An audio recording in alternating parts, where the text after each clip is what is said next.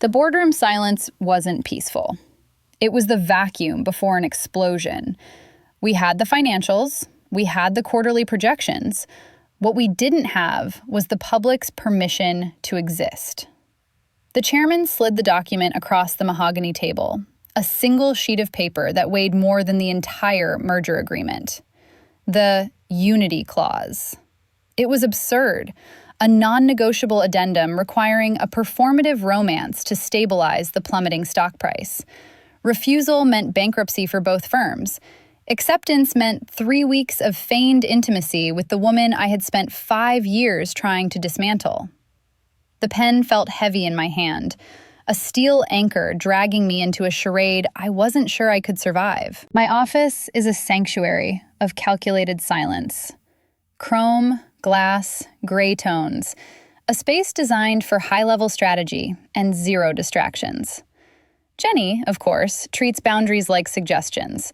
She didn't knock. She simply breezed in, bringing a chaotic energy that seemed to vibrate against the sterile walls. She dropped her bag on my pristine glass desk, the leather thudding loudly in the quiet room. "So," she said, her voice carrying that familiar, irritating lilt of amusement, "we're really doing this. You and me. The Ice Queen and the liability," I finished, not looking up from my monitor. I was already drafting the press release, trying to force this insanity into a logical framework. "Sit down, Jenny. We need to draft the narrative parameters." She laughed, a bright, sharp sound that grated against my nerves. "Narrative parameters? You make falling in love sound like a tax audit." "It's not love," I corrected, finally meeting her gaze. "It's a contract, and contracts require structure." I turned the screen toward her. "I've outlined a trajectory. Week 1, mutual respect. Week 2, public partnership. Week 3, the suggestion of romance. It's clean. It's believable." Jenny leaned forward, resting her elbows on the glass, invading my personal space with alarming ease. "It's boring, Amanda. Nobody buys mutual respect from two people who have been at each other's throats for half a decade. They want fire. They want the enemies to lovers arc, where we realize the fighting was just repressed desire." I stiffened. "That is ridiculous." "Is it?" She stood up, walking around the desk. I stayed seated, gripping the armrests as the atmosphere in the room compressed. She stopped right beside my chair.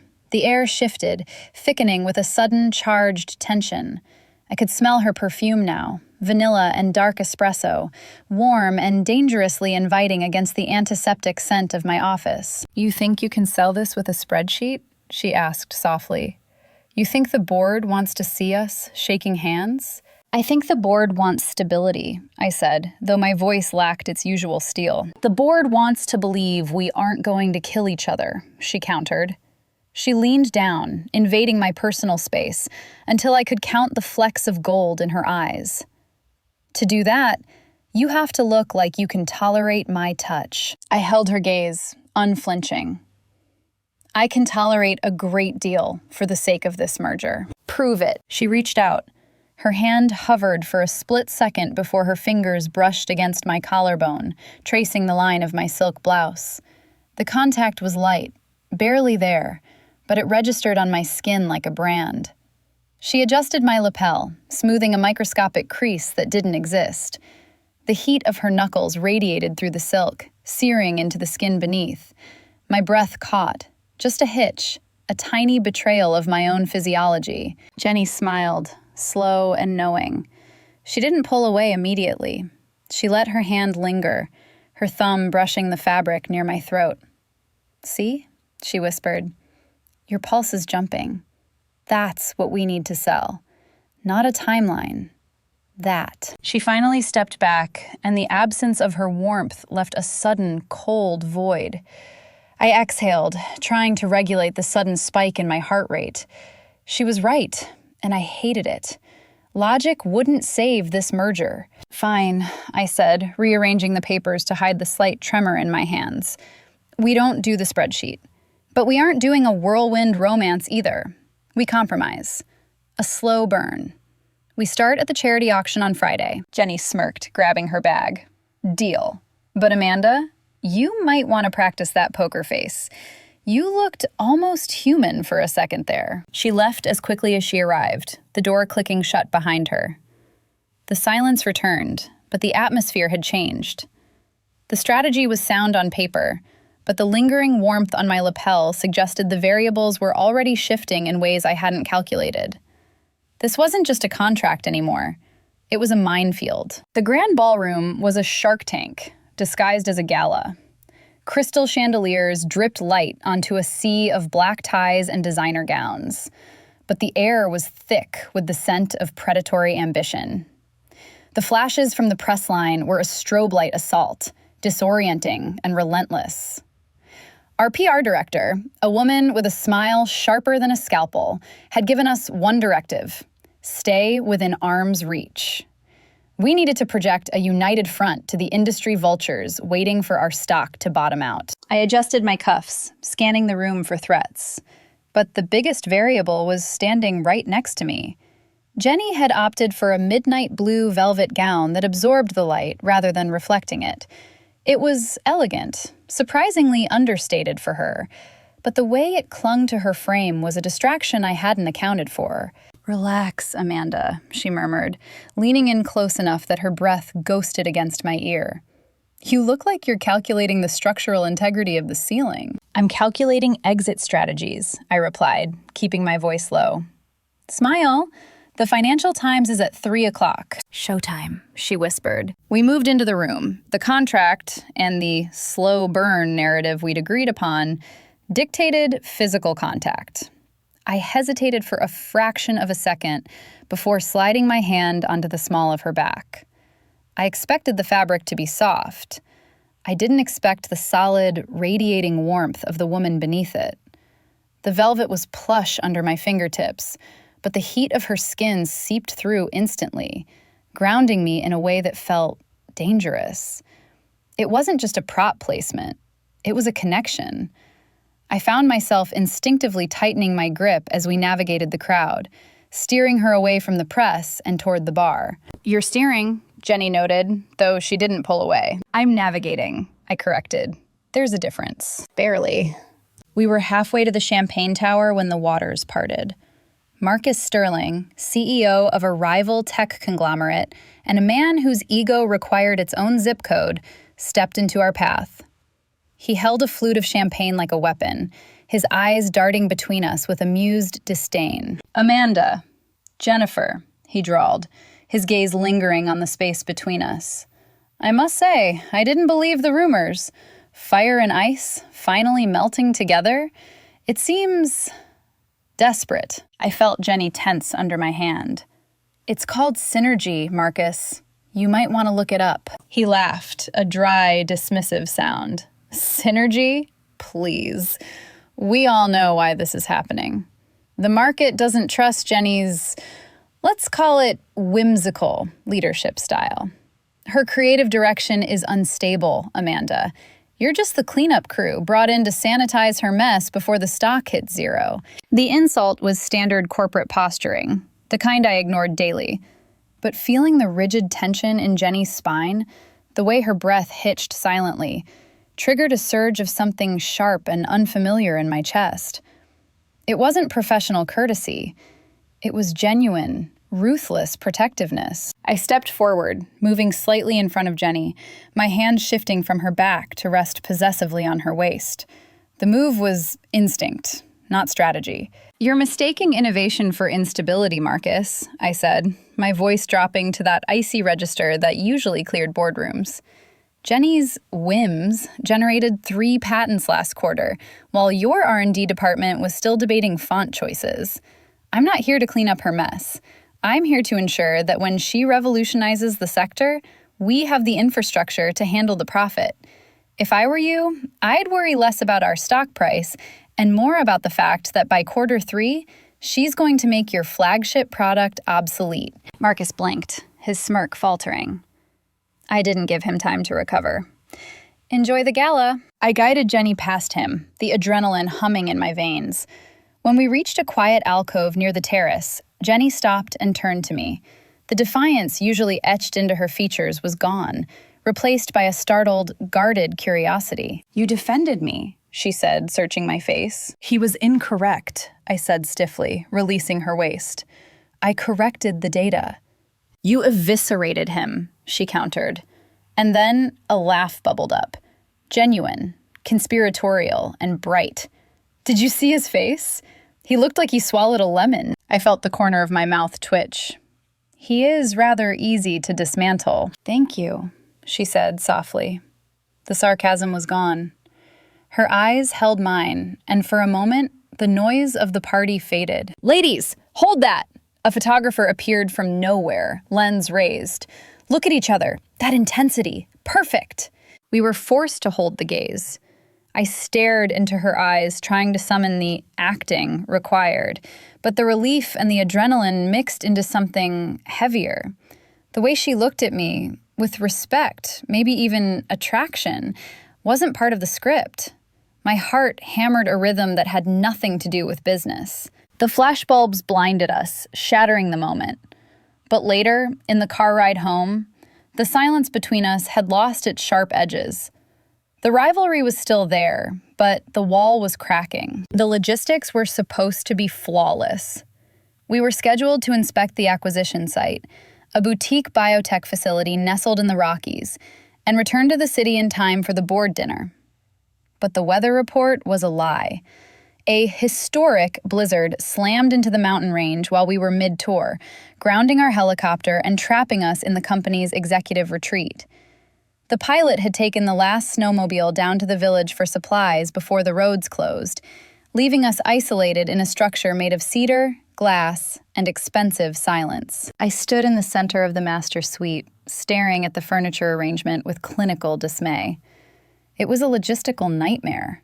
The cabin had 3 bedrooms, but the heating unit for the east wing had failed, and the downstairs guest room was currently being renovated.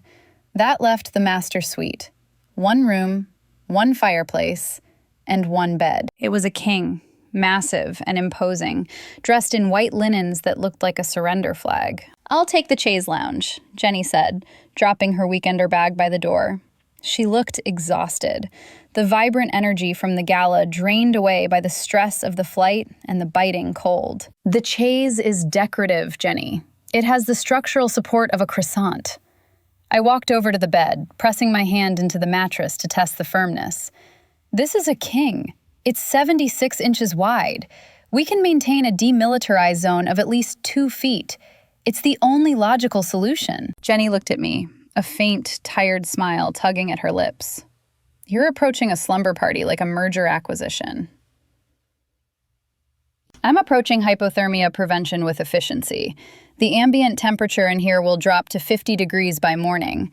The floor is a heat sink. Get changed. I'll find the wine. 2 hours later, the dynamic had shifted again. The storm hammered against the floor-to-ceiling windows, turning the world outside into a white void. But inside, the fire cast a warm, flickering glow. We sat on the rug, a bottle of vintage Cabernet between us. Jenny had shed her corporate armor. Gone were the structured blazers and the heels that clicked like weapons. She wore oversized gray sweatpants and a soft cashmere sweater that slipped off one shoulder. She looked softer, younger, and dangerously accessible. "You know," she said, swirling the dark liquid in her glass, "the board thinks I'm chaotic because I don't stick to the script, but they don't see the cost." She took a sip, her eyes reflecting the dancing flames. "I don't sleep, Amanda. I run on adrenaline and the terrifying fear that if I stop moving, the company stops growing. If I stop being Jenny the genius, I'm just messy." I watched her.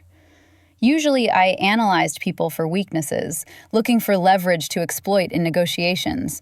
But looking at Jenny now, stripped of her defiance, I didn't want leverage. I wanted to understand the variable I couldn't solve. "Ambition is a heavy coat," I said quietly. "You don't have to wear it in this room. Nobody is watching." She turned to me, her gaze holding a vulnerability that unnerved me more than her insults ever had. The firelight caught the hollow of her throat, illuminating the pulse beating there. I found myself tracking the rhythm of her breathing, steady, deep, alive.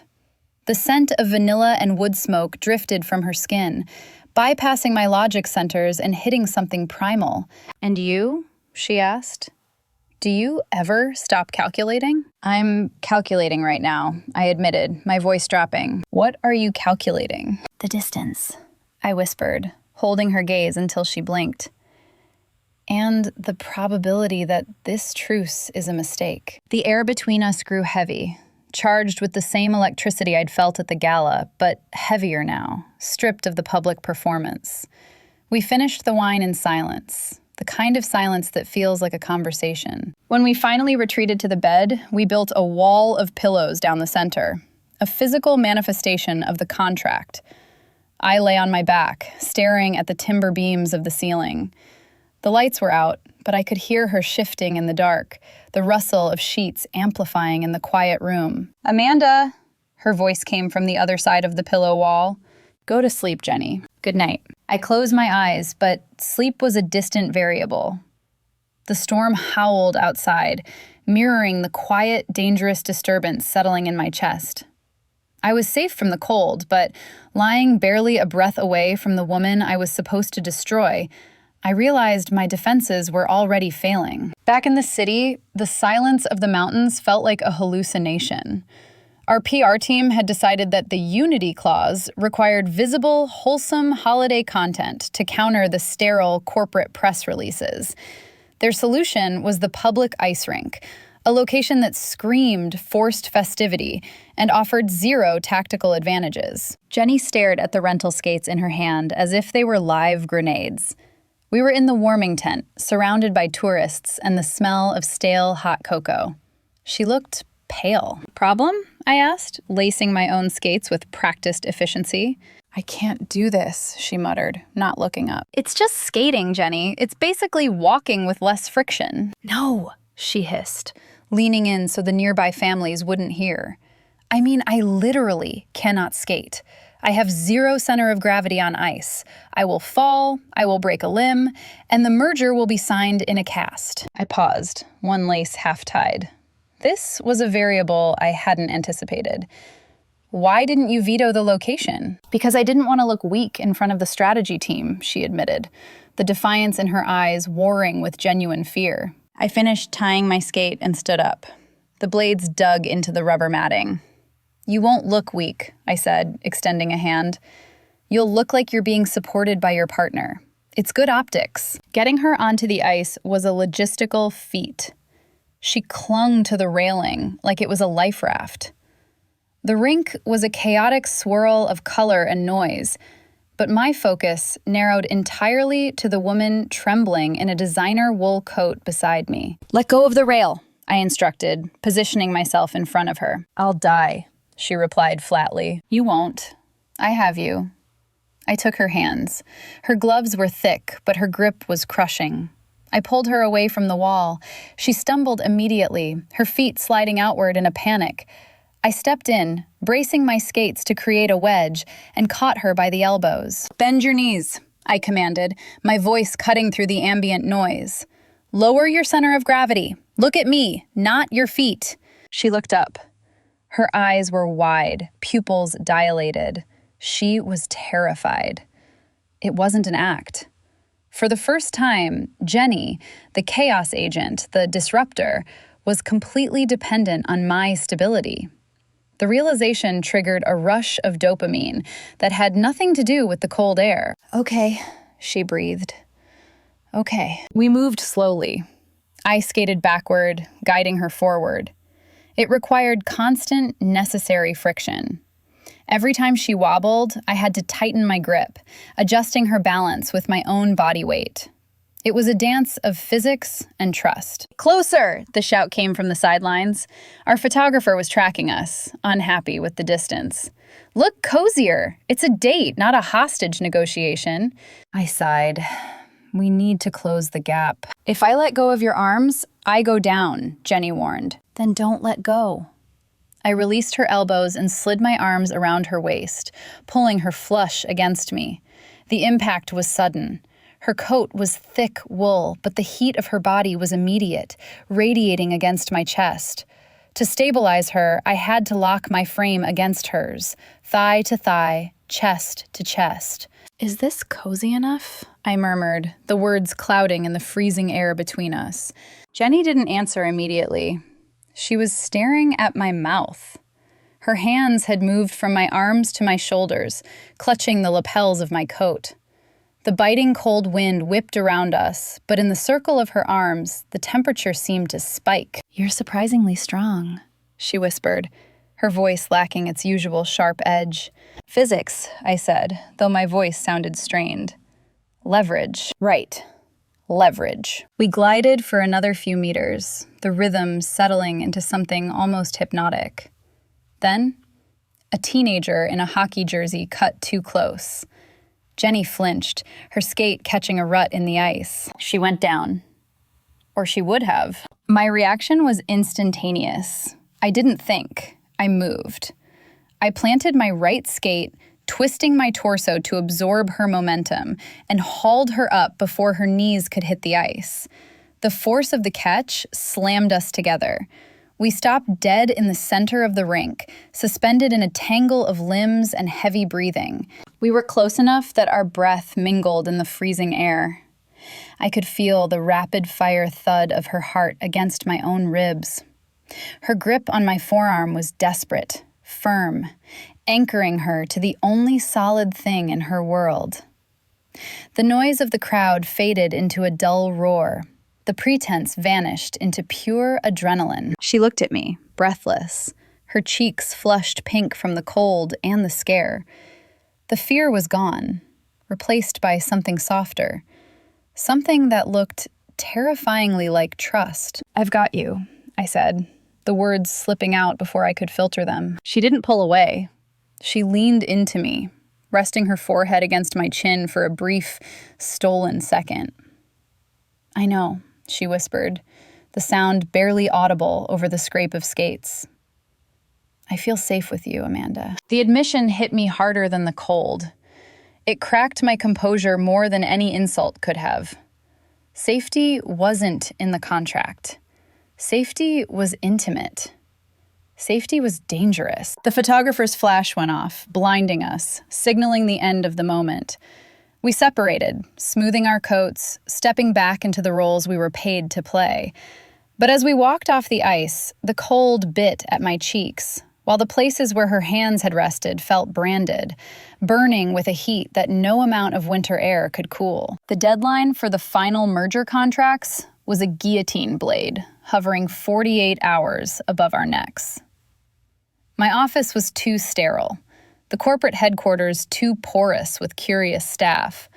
So we had retreated to the one place where we couldn't be monitored, Jenny's penthouse. If my apartment was a study in minimalist restraint, Jenny's home was a sensory assault.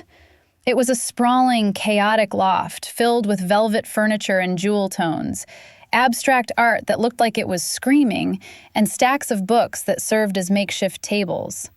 It was 2:14 a.m. The city grid outside the floor-to-ceiling windows was a blur of amber and neon, but inside, the only light came from the low-hanging pendant lamps and the glow of our tablets. We had been working for 6 hours straight. The professional veneer we maintained in the office had dissolved somewhere around midnight, stripped away by exhaustion and the sheer, brutal necessity of the work. My blazer was draped over a mid-century chair.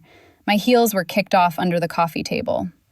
Jenny had pulled her hair into a messy knot that was slowly unraveling, strands falling into her eyes as she bent over the indemnification clauses. "This liability structure in Section 4B is garbage," she murmured, tapping the paper with the end of a pen. She was sitting cross-legged on the sofa, a carton of cold pad thai balanced precariously on her knee. "If we absorb your legacy debt without a firewall, my R&D budget gets eaten by interest payments within 2 quarters. I looked up from my own stack of documents, blinking against the dryness in my eyes. I had expected her to gloss over the financials. I had expected her to care only about the creative control clauses. I was wrong. "It's not garbage," I countered, though my voice lacked its usual bite. "It's a standard leverage shield. But you're right about the R&D exposure. If we shift the debt to the holding company and delay the amortization schedule, we can protect your budget. Jenny looked up, a slow smile spreading across her face. It wasn't the media-ready smile or the sarcastic smirk. It was genuine appreciation. You'd do that? Move the debt? That puts more pressure on your operational margins. I can handle the pressure, I said, holding her gaze.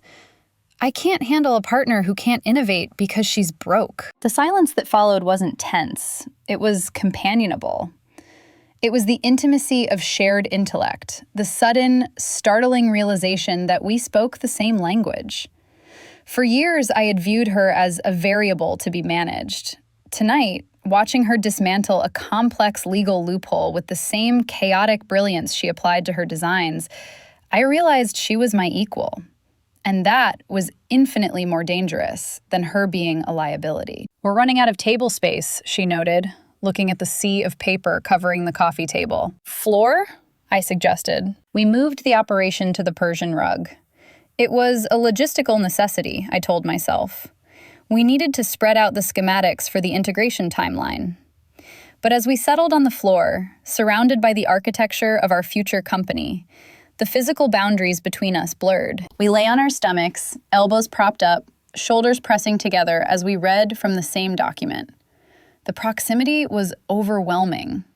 I could feel the warmth radiating from her arm into mine. I could smell that signature scent of hers, now mixed with the faint, sharp smell of ink and rain. Here, she pointed to a line in the contract, her finger tracing the text. The non-compete. It's too broad. It's standard, I murmured, but I wasn't looking at the text. I was looking at her hand. Her fingers were long, ink-stained, confident. It restricts me from designing anything for 3 years if I leave, she argued, her voice dropping to a hush. She turned her head. The proximity between us shifted from collegial to tectonic. The legal arguments died in my throat. We weren't talking about contracts anymore. We were just two women lying on a rug in a silent city, bound by a lie that was feeling progressively less like a fabrication. I don't want you to leave, I whispered. The admission slipped out before I could check the logic. Jenny's breath hitched. Her gaze dropped to my lips, then back to my eyes. The air between us thickened, charged with a static that made the hair on my arms stand up. She reached for the red pen lying between us. I reached for it at the same time. Our hands collided. Neither of us pulled away. Her skin was warm, her fingers brushing against my knuckles, lingering there. The contact was electric, a live wire grounding itself. She didn't grab the pen. She turned her hand over, her palm grazing the back of mine, her fingers curling slightly as if asking a question she was terrified to voice. Amanda, she breathed.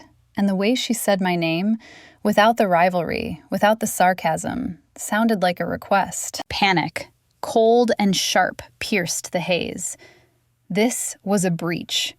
If I crossed this line, the merger, the board, the strategy, it all collapsed. I scrambled back, pulling my hand away as if burned. It's late, I said, my voice shaking violently. I grabbed my blazer, not bothering with my shoes, clutching the papers like a shield. We're done. Amanda, wait, Jenny started, sitting up, her expression open, wounded. I have to go. I didn't look back. I fled her apartment like I was fleeing a crime scene. The elevator ride down a blur of regret and adrenaline, my heart hammering a rhythm that had absolutely no place in a boardroom. The silence in my apartment after I fled Jenny's penthouse had been deafening, but the noise of the merger finalization gala was worse. It was a roar of polite conversation, clinking crystal, and the low-frequency hum of industry gossip. This was the finish line. Tonight was the culmination of 3 weeks of strategic deception.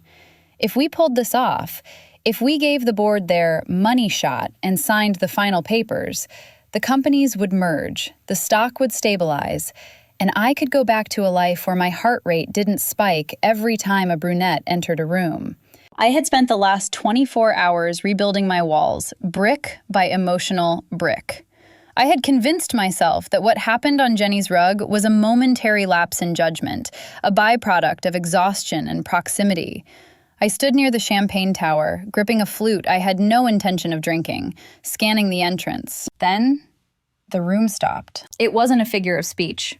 The ambient chatter actually dropped a decibel. Jenny stood at the top of the grand staircase. She wasn't wearing the corporate armor she donned for board meetings, nor the soft, dangerous vulnerability of the snowed-in cabin. She wore a gown of deep emerald silk that looked like it had been poured over her body in a liquid state. It was backless, daring, and absolutely devastating. She looked like a weapon.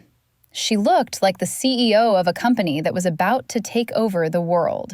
My analytical mind, usually so reliable, short-circuited. The data points, her hair swept up, the diamonds at her throat, the way the light caught the curve of her hip, refused to process into anything other than pure, unadulterated want. She descended the stairs, and the crowd parted for her. Her eyes found mine across the ballroom. There was no smile. Her gaze was direct, challenging, and heated. She walked straight to me, ignoring the hands reached out to greet her, ignoring the press. "You left your pen," she said when she reached me. Her voice was low, but it carried over the music. "I had an early meeting," I lied, though my voice sounded thin even to my own ears. "You ran," she corrected. She stepped into my personal space, bringing that familiar, intoxicating scent with her, now layered with something darker. "You were terrified." I was professional, something we both need to be tonight. "Ladies!" the chairman appeared, beaming like a proud father who had just sold his children for a profit. "The press is asking for a dance. The band is starting a waltz. It's perfect." It was a command, not a suggestion. "Of course," I said, setting my glass down. I offered my hand. Jenny took it. Her skin was hot, her grip firm. We moved to the dance floor, the crowd forming a circle around us. A waltz requires a specific frame, hands clasped, one hand on the waist, bodies close but distinct. I placed my hand on her waist, feeling the silk and the warmth of the skin beneath it. "Relax, Amanda," she whispered as we began to move. "You're holding me like I'm a volatile asset." "You are a volatile asset. And you're shaking." I was. The proximity was torture. Every turn of the waltz brought our bodies flush against each other. Her hand burned on my shoulder. Her eyes never left mine. We were spinning in a room full of people, but the tether between us was so tight, it felt like we were the only two distinct objects in a blurred universe. "Why did you run?" she asked again, her lips brushing my ear as we turned. "Because we were about to make a mistake." "Were we?" She pulled back slightly to look at me. "Or were we about to stop lying? Tonight is the finish line, Jenny. We sign the papers and we go back to our corners." "Screw the plan," she breathed. The music swelled. The chairman caught my eye from the sidelines, tapping his watch and nodding toward the archway near the terrace. The signal. They wanted the photo op, the final seal of approval. "We need to move," I murmured, steering her toward the edge of the floor. "The photographers are set up by the archway." "Is that all this is to you?" she asked, her voice tight. "Optics?" I didn't answer. I couldn't. If I told her the truth, that she was the only variable I couldn't control, I would lose everything. We stopped near the archway. A photographer raised his camera. The flash blinded us, a sudden explosion of white light. The crowd turned as one, murmuring excitedly, pointing above our heads. I looked up. Hanging directly above us, tied with a predatory red ribbon, was a sprig of green. The photographer pointed a manicured finger upward, grinning like a shark sensing blood. "Mistletoe!" someone shouted, and the chant began. It started as a polite murmur, but quickly swelled into a demand. "Kiss! Kiss! Kiss!" I looked at Jenny. She wasn't looking at the plant.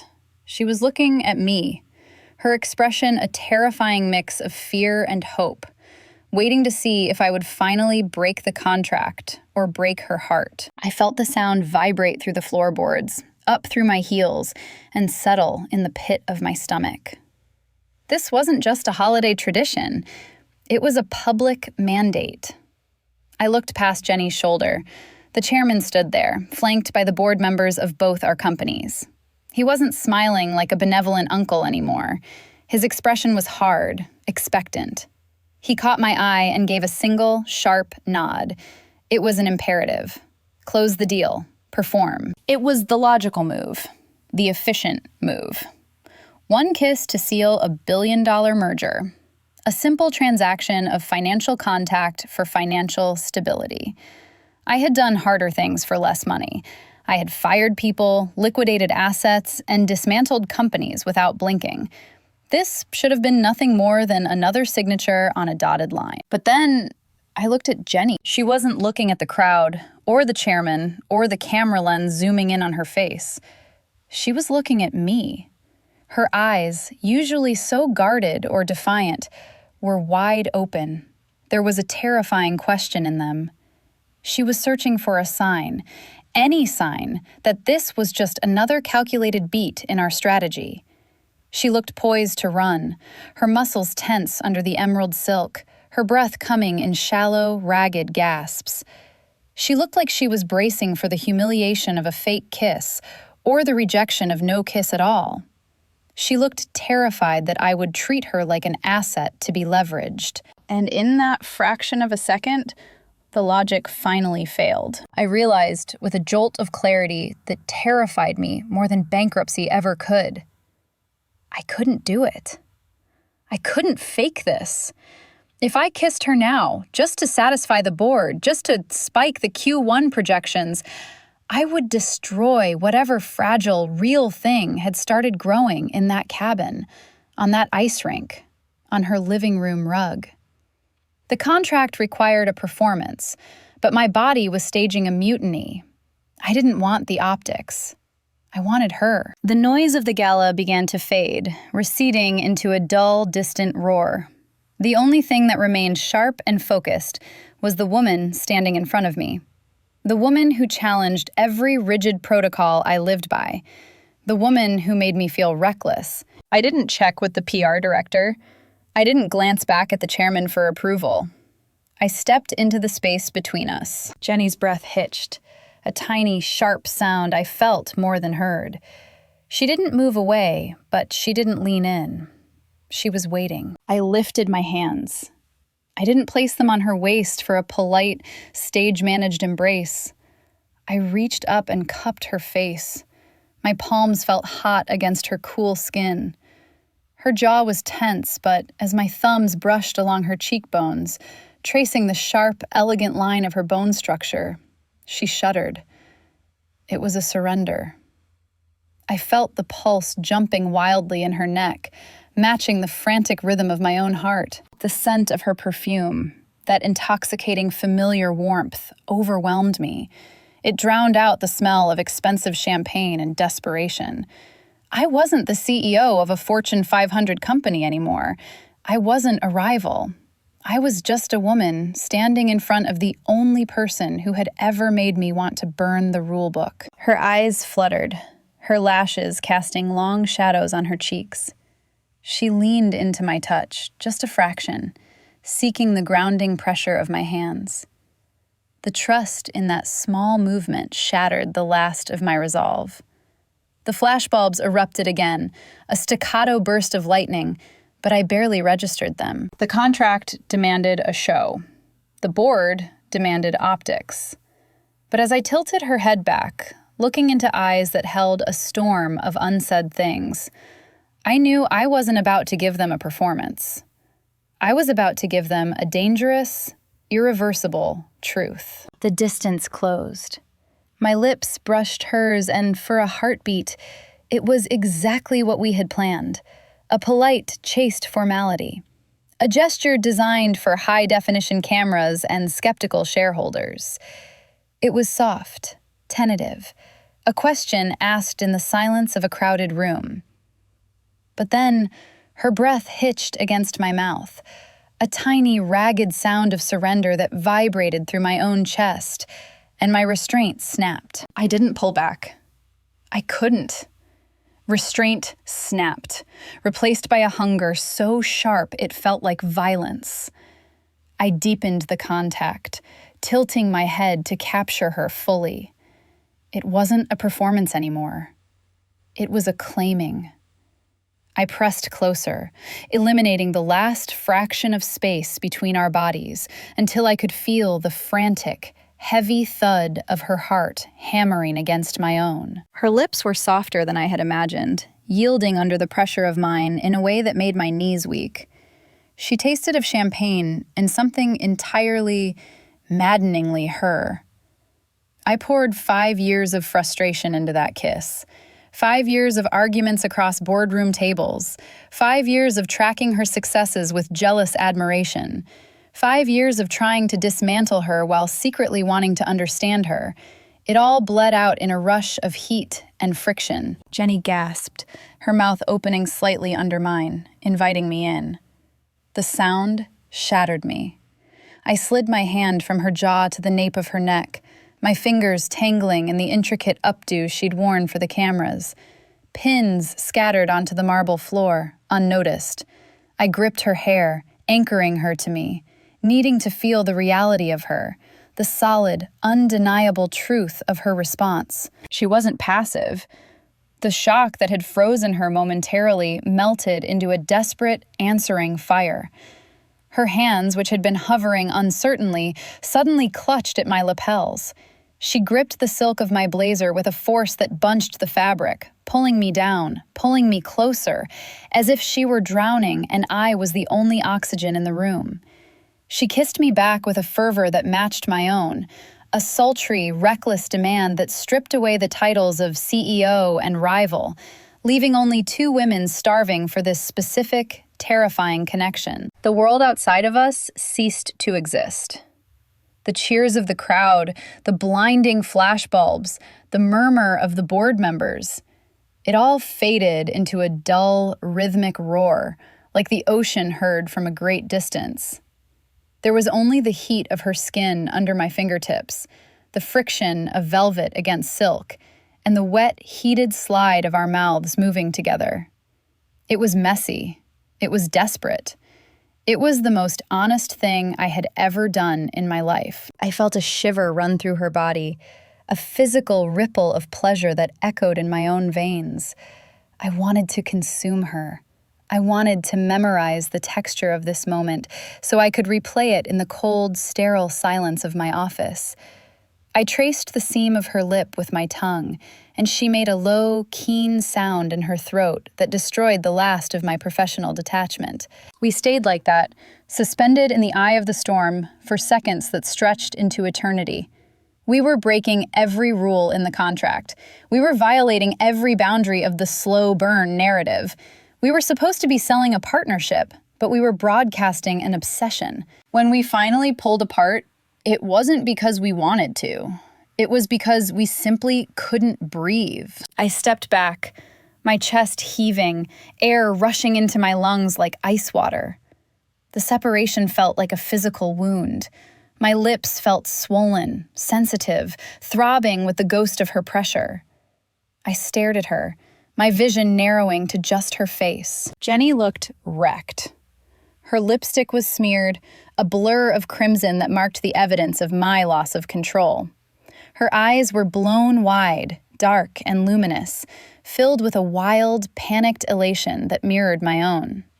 Her chest rose and fell in rapid, shallow gasps, and her hands were still raised, trembling in the air where they had just released my coat. The flashbulbs erupted again, a blinding white wall of light that forced reality back into the frame. The photographer had gotten the shot. The board had gotten their unity. But as I stood there, shaking in the aftermath of the collision, I realized I had completely abandoned my strategy. The flashbulbs blinded us, but the only thing I could see was the absolute shock and the terrifying, beautiful hope written plainly on her face. The doors to the executive suite closed, severing the noise of the gala. The silence that rushed in was immediate and heavy. Outside, the board was undoubtedly toasting their brilliance. Inside, the air was thin. Jenny stood by the window, her silhouette framed by the city lights she usually tried to conquer. She wasn't looking at the view. She was looking at her reflection in the glass, her arms wrapped tight around her waist, holding herself together. The emerald silk she wore now looked like a costume she was desperate to shed. "So," she said, her voice brittle, not turning around. "That was effective." The chairman looked like he was about to weep with joy. I stood by the mahogany table, the merger documents spread out like a battle map. "It accomplished the objective." She turned then, slowly. Her eyes were dark, searching mine with a terrifying vulnerability. "Is that what we're calling it? An objective?" She took a step toward me, her heels clicking on the parquet floor. "You're a hell of an act, Amanda. For a second out there, even I almost believed you weren't just thinking about the stock price." The accusation hit. I looked down at the Unity Clause. Clause 7C. Parties agree to simulate emotional intimacy without compromising professional judgment. I picked up the pen. It felt cold, heavy. "I can't sign this," I said. Jenny froze. The color drained from her face. "What? You're backing out? After that performance? After you made me—" She stopped, her voice cracking. "You can't walk away now." "I can't sign it," I repeated, my voice steady despite the hammering in my chest, "because I would be committing fraud." I walked around the desk, closing the distance between us.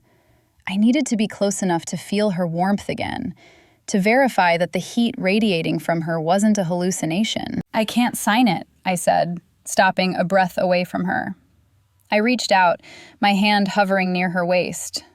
"Because I broke the rules the moment I touched you out there." Jenny's breath hitched, a soft, broken sound. "You—" "That wasn't for the cameras," I whispered. "I didn't kiss you to save the deal. I kissed you because I'm completely, utterly compromised. I don't want to run my life without you." She stared at me, her eyes widening, searching for the trap, the angle, the lie. But I had no defenses left. A slow, disbelief-laced smile touched her lips, breaking the tension. "You're compromised?" she whispered.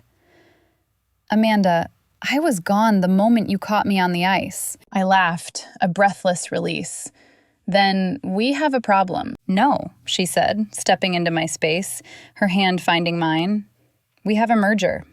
She pulled me gently back toward the table. "The board doesn't care why it works, they just care that it does. So let's sign.